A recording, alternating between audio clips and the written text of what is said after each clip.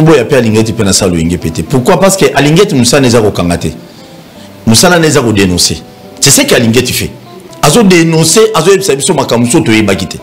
Justice, on dirait justice c'est Kolanda bon, c'est ça le problème aussi. 581 000 $ et bimi pour décorer ce musicien. Batouana ba BBC merci ba na biso. Na mutu o simbara biso na nzoto o aye ba malade na biso a soigner biso. Azwa 581 000 $ te vous donnez aux musiciens. Linguet, il faut continuer à faire ton travail franchement. Ce n'est pas mauvais. On va communiquer maintenant comment? Parce que l'Ikamutu qui makala. Hier, député national a focalisé en moi, mais en anglais, moko ezakola bino en fait. Bato ba jeunesse bazala ikuna, bozali ba opposant, il y a pouvoir en place. Mais il oublie qu'il y a pas aliara bon dans mon livre. Il oublie que non Kabila paye, hein, aliara paye dans moment wana. Non, et a boulot na biso. Kabundi pena kabwani anandimité. Ah maman, bilo monsieur Betiona, o ba juicier, eza bilo ba journaliste na ba opposition belé ba juicier. Donc apesi ba tu ya Kabila matière. Apesi ba tu ya Lamuka matière. Apesi même ba tu nouvelle là matière ya obeta bilo en désordre. Teni militaire à sombité bongo binduki. Ndako somba. Wana to bosana. Kabundi, oui Kabundi pesi mo. Courage azui ngwapi. Donc on va comprendre te. Ako banga boloko te courage azui ngwapi. Ah, mais ceux qui va gagner va fouler sur ma casse, à vous la diversion numéro 1 il y a Philippe Tshisekedi Namboko. Vous allez comprendre que non, régime va préparer glissement il y a 10 ans. Dans la salle qui est mission mon lobby élection en 2025, batu bali bali ngaba bumanga. Mais awa sikoyo Kabunda a confirmé biso que non va préparer glissement. Cela veut dire 2025 on a la loba qui est élection rozala. Les loba tu as ça a raison. Bilo on est à génété. Il fallait pas bêtam. Kabunda c'est ma vie. Wana mutunu akala ata yomo mutunu akala pe mutunu akala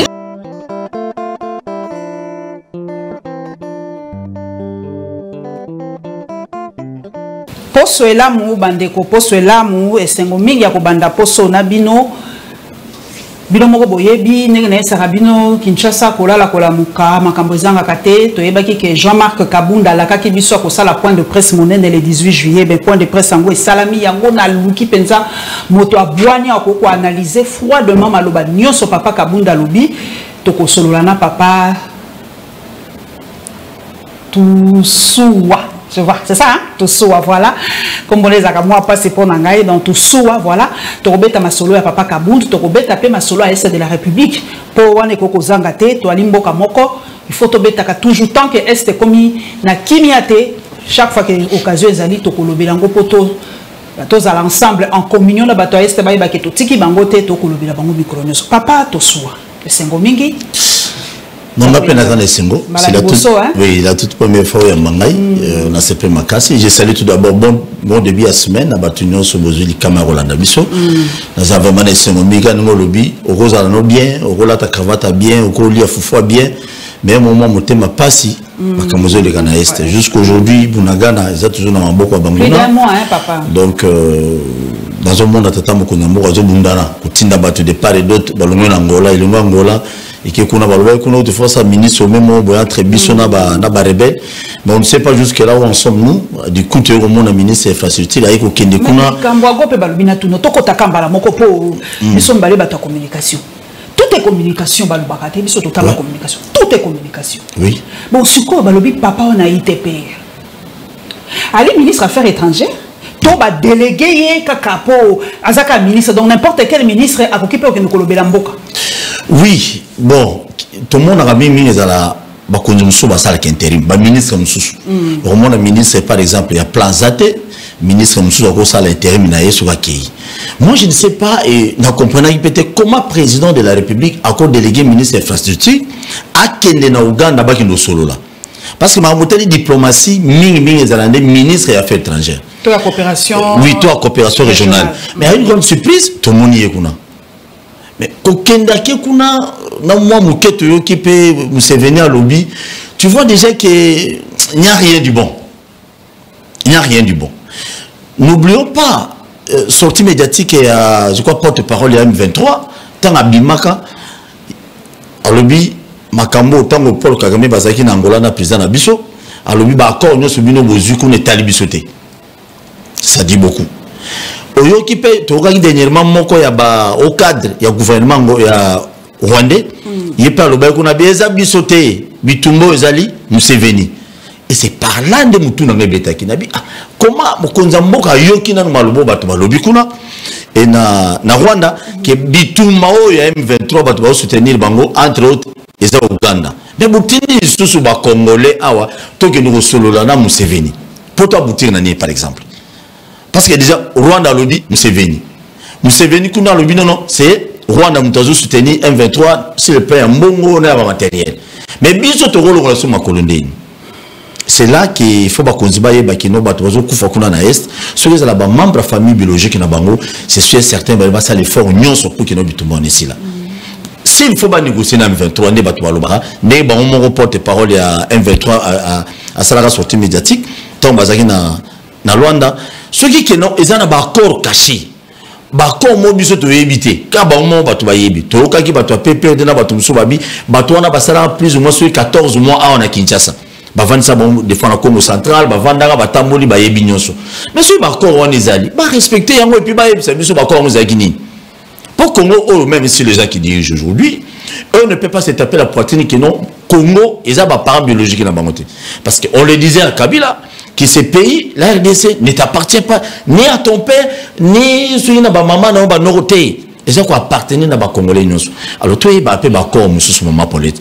Le moment où tu as un accord, tu as courage, tu as un accord, on va signer. Ça va poser toujours des problèmes en problème.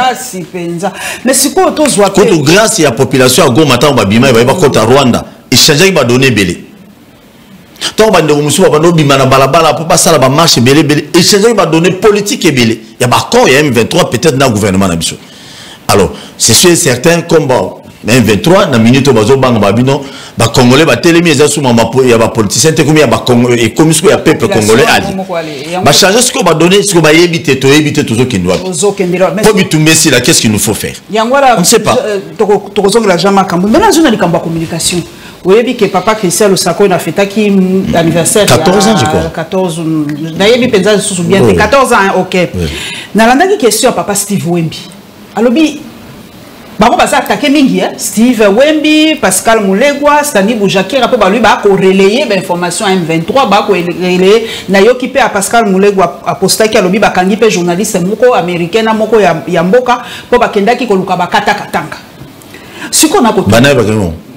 Balobi ya ner bana service à ner baza cheminer en la Kinshasa ndenge Pascal Moulegwa na tweet na yepenga pe na repostaki atunaki Christian Lusako abi na ye papa sikoyo biso to sa mosala nde nini est-ce que ali mabe ko relayer information ya ba côté wana puisque selon journalisme biso to tanga il faut les deux sons de cloche oyo qui sont oyo qui pe sont oyo ka yo moko pe réponse à papa Lusako no alobi M23 ya di mouvement terroriste donc to koki penza pété ko relayer yo pose ani mon parti ça na kati ya situation oyo biso ba journaliste ya mboka to la ba patriote dans tout ce qui concerne le Rwanda ba M23 ba kata katanga ba kamususu to lo ba kangote to kata oui non c'est pas là de na kolinga ko sengelo komoko.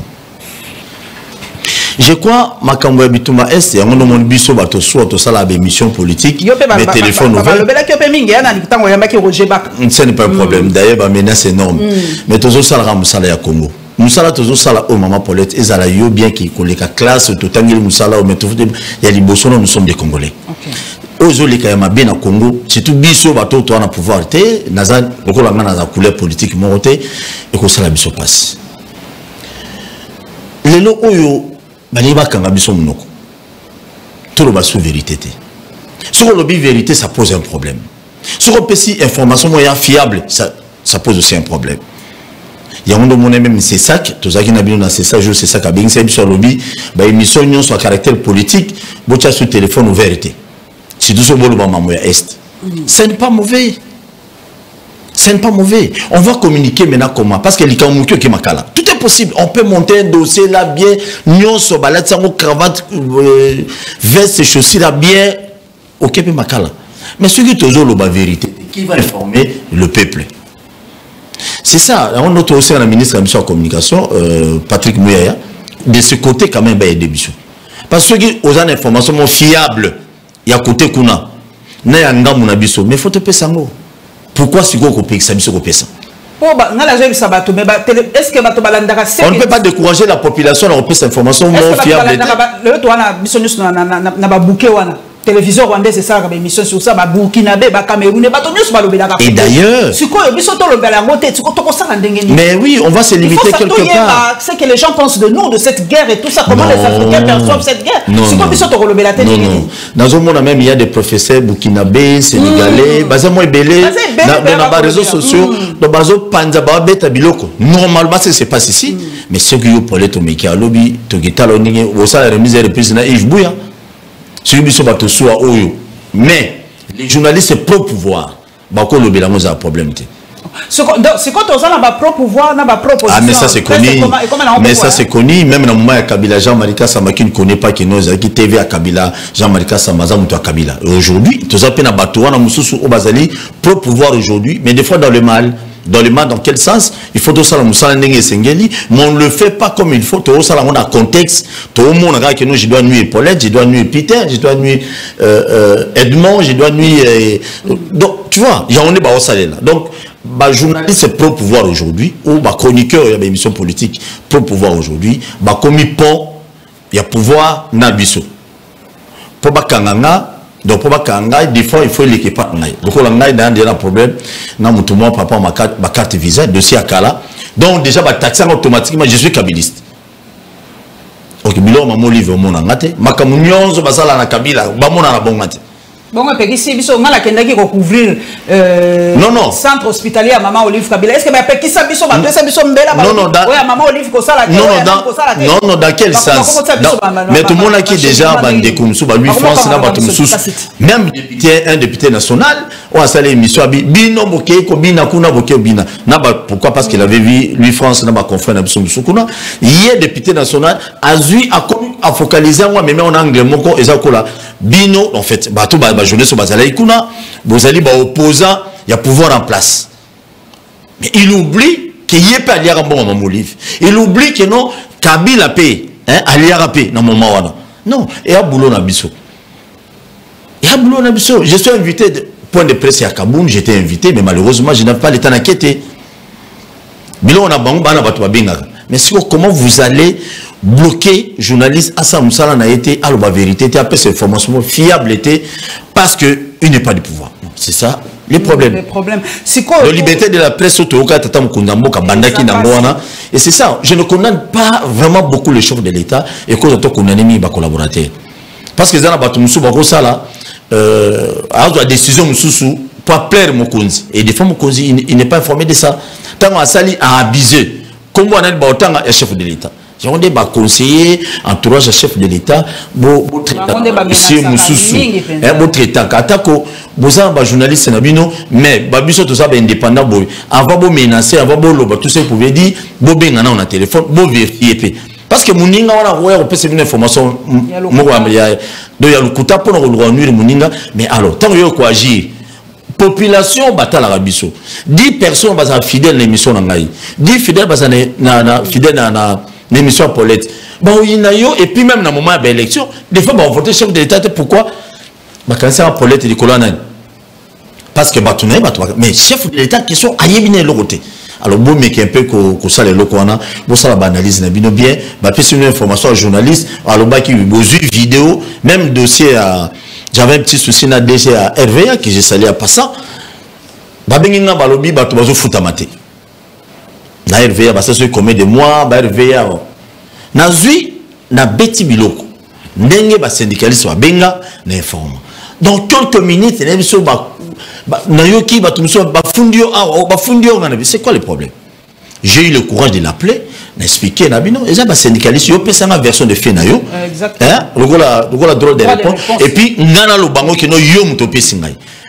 Le DG il avait compris après tant à comprendre après singa belema na betia na télévision yemoko azongi mutu en lobby oh apparemment l'émission avait raison donc il faut bon me kepe qu'on ait ça makam ba ko funda journaliste ba lo bokanga bo journaliste nyonso et après Ce qu'on a appelé Angel Moussou, Batobalobi, Babania Moulenge, Balinga, Bazokolo, Bapenzate, qui va soutenir RDC na Ngungao. Maintenant, la monnaie quelque part, comment télé Mambalo, comment le Babazali contre agression rwandaise. Non, d'ailleurs. D'ailleurs, maman Paulette, ils ont une émission de Salakina Roger Baka, il y a un pasteur rwandais, où il y a un discours pour nous téléminer Paul Kagame et tout ça. Nous, on avait fait l'émission.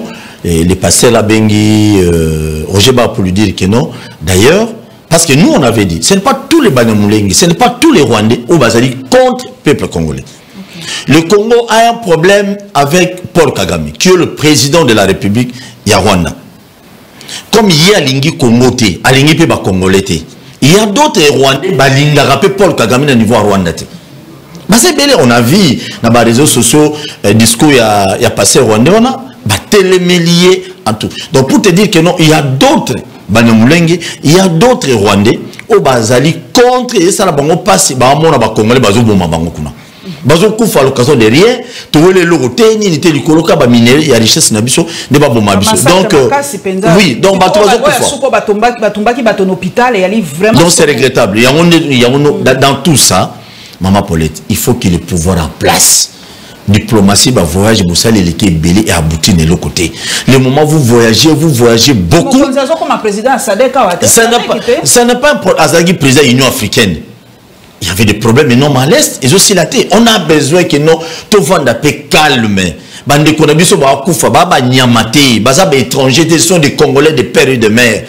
C'est anormal que Bakoufa à Kaboui. J'avais beaucoup aimé l'intervention chef de l'État à Goma Lobby, à Kotika Bokonzi, à Kolomon à pouvoir, il faut à résoudre des dossiers à Est. Mais toujours qu'il y a déjà 5 ans, on prend l'élection Kabundi on a bimi. À comme premier adversaire à Félix Tshisekedi de Léon Congo. Bon, Kabila n'a pas tenu Bazali, Fayoulou Azali, Matata pour ne pas Azali, Batou Soupe Bazali, maman. Au cours risque beaucoup dans l'élection, on a confiance à Séni Nabiso. Non, non, Séni on est à Congolais. Et comme Balkona minute. Et Baloki, on l'a dit que notre tiré qui mène à sa vote Bokonzi. Et après, tu as tiré Bitumba. Même dans la mémoire, papa de Sekedi. Donc, situation est pour la moto à Boania. Piste nini, pour le bito le bara, piste nini yo koko pesa. Tout ça la penza nini pour guerre. C'est guerre aussi là, pour ici là, il faut que Bakonzi na biso. Il faut Bakonzi na biso, bazwa soin de respecter, l'accord au Signagana battu à M23. Bakor angozani toyeba so ba moni que non ba komi limité ba yebisa na population biso monte se prendre en charge et puis c'est tout to kaboni pena ba na ba rebelle on et puis lika mususu chef de l'état moi lo ba yino ba traître bazawa pi na kati armée mais si ko so ba traître bazali bino bozali na pouvoir bozana service ya aner bozana ba c'est bozana justice vous avez tout vous détecter bango bo kanina ba traître wana Boutini FRDC tout ceci bitumana yami bali Joe Biden Mbosso Kodia sous-marin alors il y a biso na parlement bino bobi mana ba groupe armé a ça qui ba collègue né député mais ceux qui a yebi bango a présenté bango liboso à justice makambo aussi là dernièrement na mbaki mutumo je crois ceux qui a union sacrée il a plateau il m'avait dit d'ici là d'ici 4 jours mais 4 jours en les autres déjà moi 4 jours bazo bano candidat ba député au baza non pas bandi okangate ba kangata ata député monté mais où allons-nous donc tous on ndima na ebiso so ba konzene biso bazo ndima au sepelisa un groupe d'individus likolo a population belé bazo kufa na est c'est là qui est mal c'est ça le danger comme un dossier à Kabundu likambo $500,000 mboka na biso papa balobi ba demi-million na ba million tu bien au micro 500,000 les alaki d'abord au baibaki on a un hôtel de ville et qui d'après bonheur peut suite na ministre de finance a ebisanga bino ba buka ndenga sima babuka ndenga sima babuki de babimisa kesiko mbongo comme ezaki na basak ne babimisa ki bayebi na bango pe mututé c'est babi te mais jusque là babi de ces ans que na parquet bazo sala ba investigation jusque là oui c'est si trouvé bango na moment important bongo deuxième 500,000 bima qui pour na conseil ya Wenge bon c'est ça j'ai sali quand même à Lingeti na kui ko boya na makamususu mais Tobo ya pe Alingeti pe na salo Wenge pété. Pourquoi? Parce que Alingeti Moussa neza ko kangate. Moussa na neza ko dénoncer. C'est ce qu'Alingeti fait. Azo dénoncer, azo yebisa biso makamuso to yebakite. Mais justice on dirait justice c'est Kolanda bon, c'est ça le problème aussi. Parce que justice il faut aider pe Ali parce que Alingeti ce qu'on le par exemple. 581 000 $ et bimi pour décorer ce musicien. Le musicien congolais, Bolim Sanga, je serai un peu dur avec eux. Batouana babebisi merci abana biso. Bazobini sabasi mitakala. Ma belle Libanda, je m'excuse. Presque 2 minutes. Si vous avez un bongo, il y a bateau, basala ba bêtise à bongo, ba décorer bango. Le moment que nous même ba fonctionnaire, non qui on dirait ba médecin ou ba infirmier, bazo que des grèves, bozo bon décorer ba musicien. Bon, bateau balinga ba musique mingi en fait, c'est bateau balinga musique mingi, bazo ba non, les histoires, les bien par quoi. Non, mutu oyo simba biso na nzoto o ayeba malade na biso a soigner biso azwa 581 000 $. Vous donnez musiciens. Non, Alingeti, il faut continuer à faire ton travail, franchement. Continuez ça, Moussa na Alingeti. Je suis vraiment très d'accord avec elle. Babi zambo mon boy peut se bunga qui a dernièrement sur 200 combien de $1000 dans ce pays. Même bato à Kabila va venir pied mais va monter va nous ça la biso passe na mato iboité. Mais aujourd'hui tu es ba millions en bunga si on banana on va millions na oka ki muto DG dernièrement lobi abino ce qui recette et mati makas mais recette et mati makas et ça n'impacte ni na vie à congolais. Premier ministre sous na oka iso non sur budget kena mais budget on est mati pourquoi on avait compris na oka il a fait passer qui disait et ça tout le monde lobby que non il faut pas réduire train il y a train de vie jusqu'aujourd'hui jusqu'quel député Lelo Nayoki il semblerait il y a un politicien qui m'a dit il semblerait que non un député national a foutu à 21 000 $. Mais moi je me pose des questions bon moi ne se va voir il semblerait dans l'ensemble 21 000 $. Pour les 21 000 $ pour un député national. Oh, avant d'arrêt, qui sont pour Atcheloboko, qui sont contre Atcheloboko. 21 000 $. Si Royal Massi qui est vrai. Mais non, soyons sérieux. Soyons sérieux. Namboga pas si beau. Mbongo a 0 trou. Kinshasa 0 trou. Mbongo, selon les informations, il semble. Mbongo est bima déjà. Pour passer les sabats, trou nyonso. Mais pas trou tout le monde va bambi. Bah, tu sais, ba doda na makada. Tant au roi. Bon, on a ce qui est. Alingeti toujours. On a Alingeti. Alingeti. Alingeti. Alingeti, il y a gang à kaka, à lobby. Mais bateau ça, Moussa les abonnés. Et la justice. La justice. Et c'est justice. Mais ça, c'est normal. Donc, on va détournement. Mais ce bakangi, au moins, il voulait bakangi. Procès rapide pour Makala. Dieu merci parce qu'il est libre. Est-ce qu'on les détourneurs, bon, ça me semble mon colonie. Caméra est sorti 6,56 milliards sur combien de millions de $. Et quelqu'un a bouilli. Mouli ba vanité. Caméra a quitté. Donc dans ce pays, à Linguet, abando gang en ekaka, abando zoma bena batu, batu abando ina Linguet pour azolo ba vérité, mais mon ngozo m'a répété. Les cambope mosuso aux amours social moqué. Lobi na kotika na ba réseaux sociaux lo kwa biso to tanga katanga kamingi to moni image ya ba wewo batumbi motuka en face à quoi place wa. Oui. Na kotunu. Ba wewo wana bali ba hors la loi. To bali pe ba nani. Pourquoi ba se comporta ka ndenge wana l'état peut ça ka bango eloko mon côté. Non de et accident de Salemi. Na saki na faute. Dans 5 minutes avant na comment. Nana ki na faute tant otala ki image wana ti. Yo to kumbaka. Balobi motuka wana pembe kota ki pesa soki ndenge nini. Non non. Mutukawana et Outaki pour ma tété. Outaki pour ma tété. Moi, si on a un poto, je crois aux États-Unis, il y a un oui. Si Koyo, à Koti. À Koti déjà. À s'engager qui déjà, Kota il est déjà. Oui, oiseau, il y a un sang à l'air. À mes mains, Batumi Satu. Maman a vitesse où on a côté, j'ai chef de l'été à la bonne. Ok, déjà bande on a biso ba weyo ba la na biso ba tchaka na mutu ke no mboka na biso oya mama bulo 0 to ba liembong alingeta gangi ezongi pété. Déjà ma bulo ezali ba embouteillage ezali ba to belé tellement ba problème les ke belé na mutu ba to ba 4 des autres to tango zo kumba rata na ndigi mo wa bien. Tango yé ba koti la dame voulait tellement oui ba to poto ba na mo culture na bango.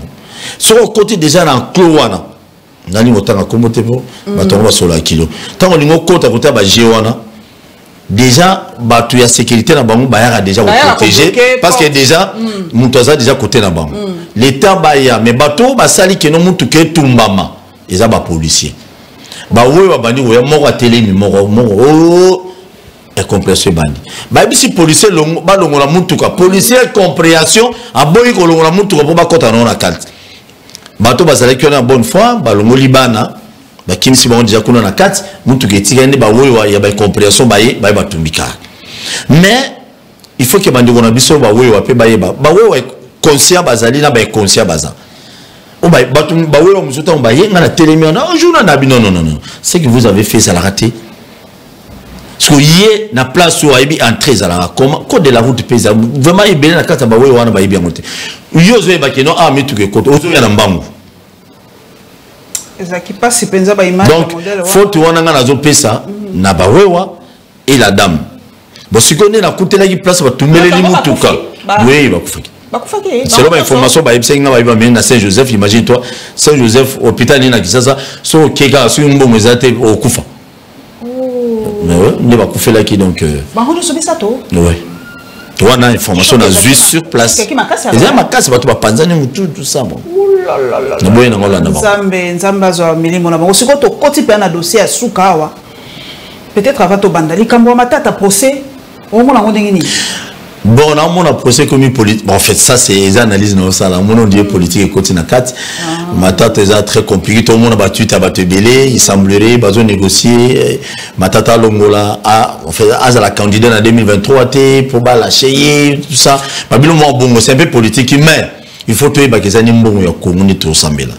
Si on fondi politicien en Mboko, à qui nous sommes en Motali Mbongo et Mboka, il faut accueillir.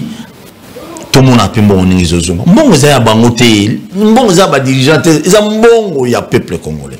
Les Cambodgiens route na route et comme Singapour moi moké, pas faillu l'auto en nouvelle élan. Balobi mutako ko imposer bango candidaté. Si ko ezali penza divorce consommé entre Fayulu na Mozito. Ah c'est sûr et certain, hein? C'est sûr et certain d'ailleurs que tu vas na comment on moni politique en Mboka na biso ba politique bolinga spectacle trop. Liaou azaki na Kisangani qui a une mission de service il y a Moussala à un parti politique qui est là qu'on a une constitution à qui c'est la meeting semblerait parce qu'il y a qui nani Martin Fayulu pas ça donc c'est la guerre politique mais bozong ça biso si mabino mo boli a bien biso to li raté depuis bo bandi ba discours na mboko depuis bo bandi ba meeting et là on échange na vie à congolais il y a un na binda ka ba congolais chaque jour matoyi Congolais, Congolaises, mes chers compatriotes, nazo senga bino lokomoko. Bokenda ba meeting ya ba politiciens, je m'en disconviens pas. Depuis que ndani ne change. Ozo 10 000 francs pour la meeting, ni ne change.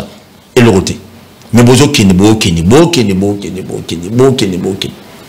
Même intérêt nyonso bobo na biso petit peuple to kufaka. J'ai attendu encore, je m'excuse dans une question, j'ai attendu kulutu ngai nani baati lukob ozo bano. Pour la bataille MONUSCO. Non, avant cela, Abi Bilingue, qui ne adhéré à la armée, oui, que ça n'a pas, ça n'a vraiment pas. Bino Motina, Bisoga, Bana, Bisoba, côte en armée. Bano, ya Bino, Bahati, le Kwebo, côte en armée. Mon Olivier Kamita, toi en armée. Mon Olivier, à côté armée. Ah oui, Aza Penza, na moni pe, à la type à Sokoto Penza. Non, mon Joseph Sifa. Aza, mon Joseph Kabila. Nakananga. En tout cas, moi, on est à mais par exemple, Batina, pour moi, la banne est pas pour ça, pas à des autres. Pas à 3e bureau, Tina, armée, vous allez payer bien. Au moins, on a nos bâtis, au moins, on du moins, on a même le sac et destinataire. Non, Tina, on a nos mois armée. Donc, c'est très bizarre. Mais, maman, Mouzitou, n'a fallu. Divorce est consommé. Bon, divorce, c'est cause à la consommer, mais c'est que moi, je regrette beaucoup. Dans tout ça, divorce, ils allaient à la tête par la population athée. Par la population athée. Parce qu'il faut comme président, ils ont intérêt à y aller aussi là-bas, Congolais après. Ah, nous avons changé par narratif, on a changé narratif. Ils ont Kabila. Maman dit, tu sais ce qu'il a? C'est là. Merci. Ok. Toko Tisiko na dossier à Souka, Penzo, place de Souka, c'est l'émission d'Abisso, Papa Kamoun. Les Lozaki, Kingabo Zaki à Kolinda. Voilà les qui wana mena ko. Le bigot on va point de presse on a hier soir, bazaki agressé par ba jeune mo ba kaina ba machette na tout ça ba ine ko agressé par Kabundi mais de na yoki. Ba kana ibango ba kina ba on a la police donc tension de la casse. Et puis tension commis déjà. Il dépêche na parti à Kabundi. Si ko na tuna yo.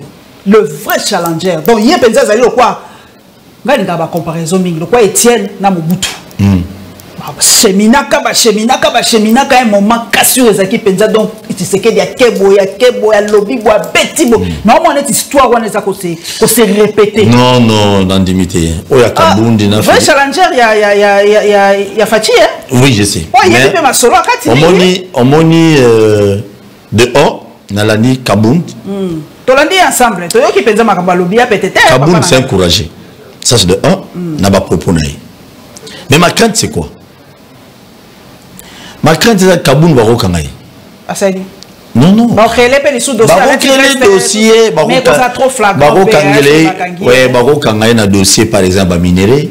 Ba créer dossier mon boga ya sika mo makangaye. Tout est possible. Pour toi le monde politique tout le coup, ba coup nous a permis. Parce que la minute yo Kabundi lelo na Congo comme bras à président Félix. Makasi. Parce que bilo Kabundi a lobby. To banda ko décortiquer ko télévision lengi nango. Oui. Alors bina no makambo ya régime des justices. Mo wana banda bimakala muno ko te mais voilà. Bon siko yemo ali justice 3 ans de justice. Il y a monté qui ne mo au beti bilo repena nga bien. Alors bi régime à justice. Mais c'est Kabundi, je m'en disconviens pas. Peut-être c'est une année no Kabundi Félix Tshisekedi. Et pendant tous ces 3 ans. Il y a justice donc vous avez justice. Et ça mutuna siko neto tunana. Na ba palais Kabundi Robi eza régime à justice. Moi je m'en disconviens pas. Mais ce qui est à lobby qui est non régime à justice. Cela veut dire il est pas à qui justice hier. C'est ça le problème. Tant que la liberté, ce qui est après c'est tout ça. Kabundi. Quand tu étais d'abord de l'autre côté. Alors il va justice là ben incompétent hein na ba kisi. Na be compétent yo kolobate yo bakisi ya bimayo polé eh yé moko muto alobi na bakisi na maloba na ye ke alobaki de justice na ben compétent ni na monoko na ye nécessaire ba journaliste apa Kabundi na be ngata apa Kabundi tant ozalaki pendant 3 ans na Félix Tshisekedi yo yebaki te no ba traquer ba journaliste et c'est comme mutuna nazo na négativité moi muke obi ya ba compétent mais non seulement tous makaka. Et c'est là que Kabundi na parlement comme premier vice-président de l'Assemblée nationale.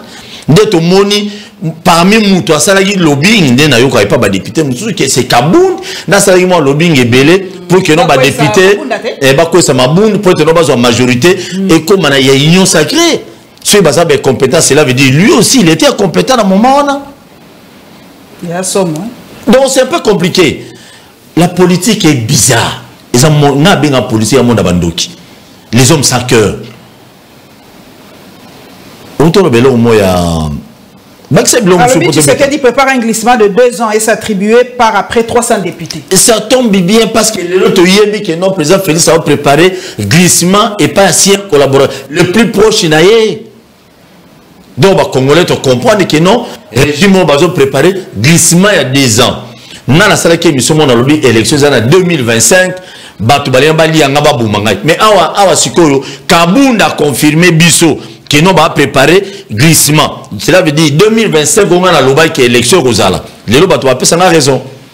Alors il va saigner les caisses de l'État. Oh ça somme voilà. Et les non parce que les obi mais pas muto awuti ko li à lobby si ba si réellement bazo saigner caisse à l'État, cela veut dire yé a saigner caisse à l'État dans moment bazaki ensemble. Voilà classe politique à Morana Bissou maman Paulette. Makambo ezali bela lobby Félix Azali ko kende à l'encontre il y a vision il y a Etienne Tshisekedi donc et tout c'est Etienne Tshisekedi penza soka la muki oui du monde ne convient pas mais quand il était avec lui pour l'année avec Tshisekedi qu'il faut qu'il y ait une vision papa Tshisekedi.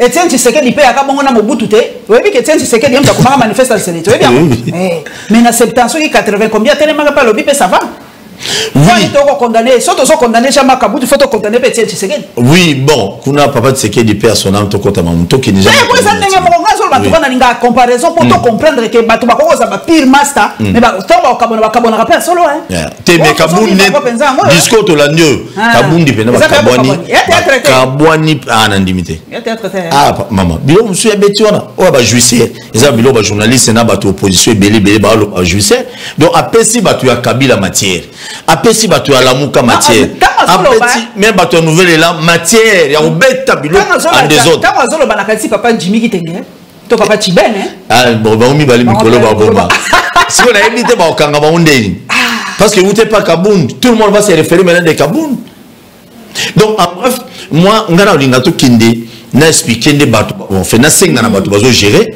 Kabound a mis la vérité donc les noms dit na bino bo changer siko bo prouver biso le contraire que nous go la bonté sans sa leadership pas le bien ça ngote pour le bien na guerre est kuna zoko kosilate to landaki makambo choqué biso le bien sombeli ata ba soda sokotote na tenité ah te loko moko tabi soki déjà il a tenue militaire à sombité bongo binduki nda ko somba wana to bosana Kabound oui Kabound pèse courage azio ngwapi donc on a comprendre te akobanga boloko te courage azio ngwapi ah mais yeso ki bakangi ba foulé sur makaso bi akozala adversaire numéro 1 ya Félix Tshisekedi Namboko c'est ce que moi je te demande on a biloko politique à opposé même RTNC la fois passée tant c'est ça qu'est-ce qui fait que non biloko ya ba opposé les gars dans la voie de vérité ça ne changera rien du tout ce biloko zo les gars kuna na minute nani Kabound donc il y a président Félix celui qui a battu Libaya Kabound a check Kabound a eu ma président Mboko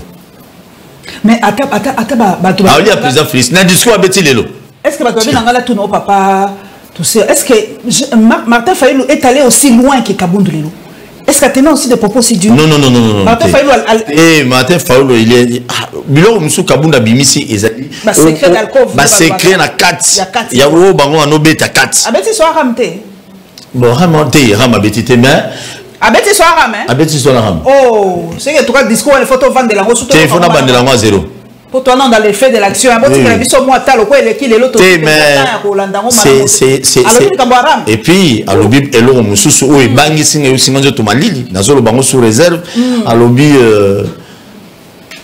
président Félix c'est un danger pour la nation voilà c'est vraiment pourquoi aller jusque là il est dangereux comment il faut c'est ce qu'on va faire comment Félix Tshisekedi ça manque de leadership ko saigner ba caisse de l'état boina ya on est na otozo na ozonga siko na maloba na otolo baki siko ba tu a régime lelo bo ça l'effort que bo prouver biso le contraire na nuance o Kabound a lobby lelo ba prouver biso le contraire OK j'ai Kabuya fait assez bandi a lobby il est pas ko ça on a erreur grave pour moi non Maman Paulette.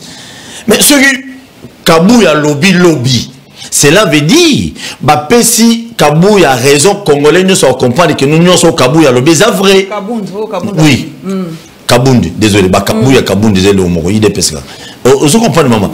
Donc, ceux qui a lobby, bon, c'est sûr, certains vont parler. Parce que bon, bazar la logique, il y a bon moment, il y a une photo là-bas. Ceux qui a Kabuya lobby, matinée politique et aux alpes. Ce qui a lobby, sa Kabound raisonne à nyonso ya lobby. Le Congo ne peut pas fonctionner comme ça. J'ai un ping-pong. Kabuya lobby, Kabound a lobby. Kabound, où est la place du peuple congolais? Maman Paulette, constamment na sala na mboka na biso. Le politicien congolais ne prépare jamais le lendemain à Congolais. Il prépare toujours le lendemain à Yémo, comment comme député, comment comme président, comment comme mandateur, c'est ça. Bon, en fait, on a tout mis tout noté. Nambo cannabis, imaginons. Quel est le politicien ou a ça un projet d'avenir pour le collier à Congolais? Qui? Dans la minute où tout ça l'émission, il y a les députés et quelques ministres provinciaux. On a déjà 5000 t-shirts pour l'élection. Déjà. Et ça, oui, et ça, les députés, nous avons des sacs pour t-shirt pour l'élection. Il y a des sur députés provinciaux, moko ya Kisasa, attends pour la Moussapia Loma. Que celui biso to préparé ba loi mombo na 2023 ou bien collier à Kinois, banzela bababa la Kinshasa pour 2023 il faut à la bouille. Quand le député provincial, on vous en a idée on. Comme n'est pas ya président Nabiso que j'ai sali, président provincial, c'est pas député Souka. Même député national. Même le ministre Lelo, on va se préparer Congolais, Boulamouya Congolais lobby. Qui? Personne. Et c'est là que j'ai dit que Bato Maro Zemite Mabé n'a comprendre le monde. Donc, si on comme politique, comme une docuteur, comme n'a comprendre. Vous préparez toujours l'élection à bino, vous sommes ba polo, vous sommes ba t-shirt, vous sommes ba chemise, vous sommes ba nini, ba bracelet, mais vous ne préparez pas. Et ça va député nous sommes attend ba communauté. Tala ba na commune na biso ebeli. On a combien de députés provinciaux? Ba commune nous sommes à 3, nous sommes 4, nous sommes 5, nous sommes yebisa on regola ba beli à bandal. Ba boule ni pour ma bar zo bota na bandal. Parce que bana ya bandal bana na biso bazo o ya mike o ya bandal ba yebi ba bebi na banzo ba sanité nyonso ba ministère na biso o ba ke o décorer na $581,000. C'est le l'IGF. Natangelo Soumakambo Sousouka. Alobi Félix Tshisekedi ne maîtrise pas la notion de l'État. Chaque week-end, Félix Tshisekedi cela coule douce comme si tout allait bien au pays. Le peuple est en face d'un régime irresponsable.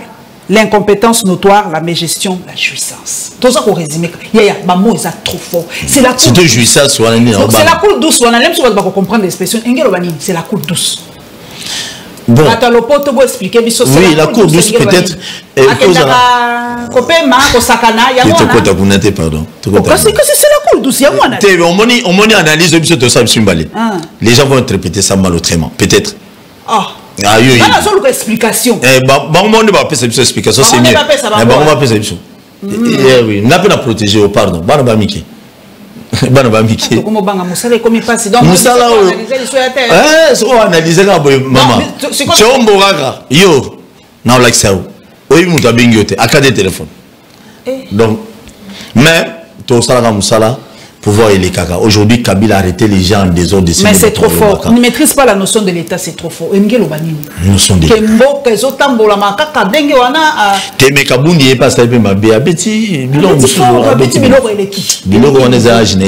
Il fallait pas bêter. Kabundo c'est ma vie. On a montuno kala. Attends Mutune kala. Pire mutune kala. Mais ngaza oyoka dia mo ba nungu ngweza kantre bango banda kala ebe za ko bomba ngonde toi politique to ebiti c'est politique to fuya ka to ba so mais nazo banga ezala rôle le solo mais si ça lobby ceux qui na Jeune Afrique autant que Jeune Afrique papa Stani vous jakela lo sako na musala po alobi faiblesse c'est ce qui est bolana qui déjà na Genève alobi ceux qui a tellement raté makoma présidente yo ki ngo sur le mythe voilà. Je vous dis, Makamboyo, mais ma mission de distraction, ils allaient important ma politique, bien que, bon, toujours dénoncé, mais, Boye va passer un peuple congolais dans tout ça. Oui, Kabound a parlé. Parce que le peuple a appris le discours. C'est quoi, pour l'intérêt, non, Naoki, à l'obéli enseignant, à l'obéli médecin, à l'obéli fonctionnaire, c'est bien bon. Mais à l'obéli politique, il n'y a rien qu'on a obéli que à l'obéli biso peuple. Autour souffrir, autour de comme. L'homme soit bien c'est injustice. Ils allaient ma casse, il y a des procès, des procès en montage, tout ça, c'est bien bon. Mais nous collions dans nos sociétés à peuple ne discours on a na aucun motif. Na tangela bino aponga la balo bateke polete inventé pas biso tokomi ko se protéger makasi na musala yo. Tomo kan saba na biso. Romain Gras lobi boyi. Azapé journaliste à Jeune Afrique. Ce qui s'est passé à Genève en 2018 démontre à quel point Félix Tshisekedi était faible. Si nous ne l'avons pas brusqué, cela aurait été plus grave. Nous lui avons donné un alibi pour se retirer du processus. Il a pu dire c'est pas moi. C'est la base. Gaïté, hein? Oui, mais c'est la base, on est à Kaboundité. On est à Kaboundité. Kaboundité, on est à Kaboundité. On est à Kaboundité. On est à Kaboundité. On est à base de Moutou et Sengi. Mais, nous avons bang mouké. Président Félix, surtout salaire dans Mboko, Kaboundé comme président.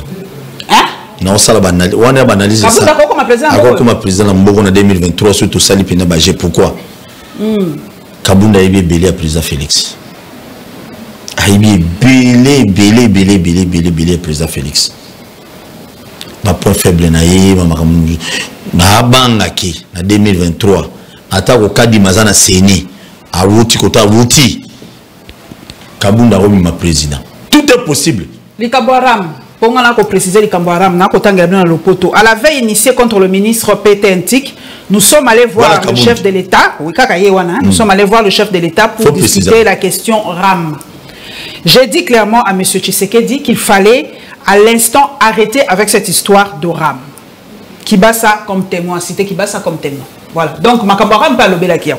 Eh, mais bon, je ne savais même pas la définition de RAM. Donc, à bout de l'obéir, il y a un RAM, il y a le banalité. Donc, le secret, comment bimamo? C'est non bimité. Ça montre déjà qu'il m'a mobilisé. Mais voilà, bon, RAM. Et ça, Lénine. Alors, peut-être on a politique claire en matière de défense dans Makamba Est. Donc, tu sais qu'il n'a rien investi dans l'armée. Tous allons voir mon baram. Mbongo ane sali nini. Tout ça peut pas réaliste, maman. Des millions portés disparus. Quand on va sur les APTC, sur le bateau, et puis côté Mbongo ane makambo sali. Parce qu'on a mis tout le monde, parce que Mbongo ane sali makamunini aux Japonais intérêt à peuple congolais. Bafoulou.